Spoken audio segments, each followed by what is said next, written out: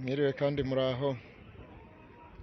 Duherutse twiga isomo ryo gutwara ikinyabiziga cyitwa ipikipiki, ariko dukoresha vitensi 3 gusa.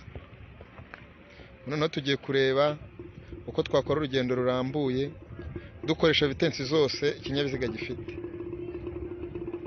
Dukurikire.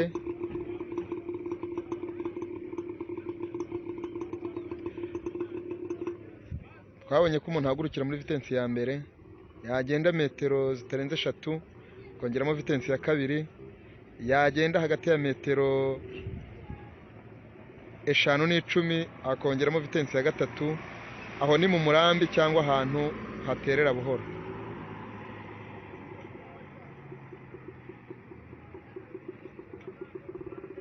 Uko ugenda ikinyabiziga niko kigenda kigusaba vitensi kupangura cyangwa ukayishyiraho. Ikinyabiziga gicitse intege ku muriro, ukuraho usa n'usubira hasi. Niba uri muri 3 ukajya muri 2, niba uri muri 5 ubwo ukuraho ugasubira muri vitensi ya 4. Ubibwirwa n'imbaraga za moteri.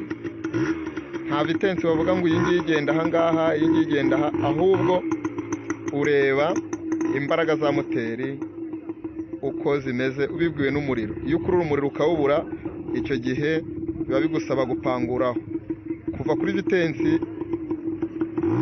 ya 5 ariho duhera, cyangwa ya 4, usubira hasi usa n'usatira vitensi ya mbere. Murakoze kandi gace tuzakareba ubutaha. Ariko uramutse ubikoze utyo, ikinyabiziga cyawe ntigishyuha kandi ugendera neza bagenzi bawe. Murakoze, mbaye mbashimiye. Mbese ahantu ukeneye gupangura akenshi bigendana na feri. Aho ukeneye gufata feri ukenera no gupangura, kuko kugenda upangura ni nako ikinyabiziga cyawe kigenda gitangira kwitonda, gifata ku butaka. Ubona kuvuga ngo vitensi, gushyiramo vitensi nyinshi bigendana n'umuvuduko ushaka gukoresha,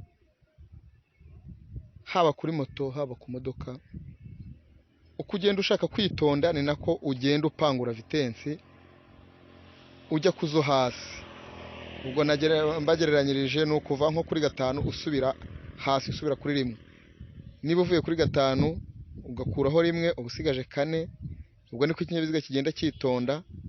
Niba uvuye kuri 4 ujya kuri 3, niko ikinyabiziga kirushaho kugenda kimanuka gifata ku butaka.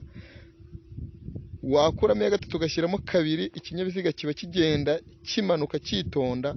Ubwo ni nako ugenda ufata agaferi, urimo kugenda ugabanya umuvuduko, ugendera ku muvuduko mukeya. Ubwo wakoresha vitensi nyinshi ushaka gukoresha umuvuduko muremure, kwiruka, ugakoresha vitensi zo hasi mu gihe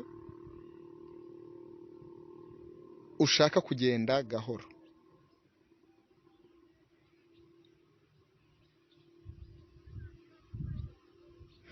Gusa gupangura ntabwo bisimbura feri.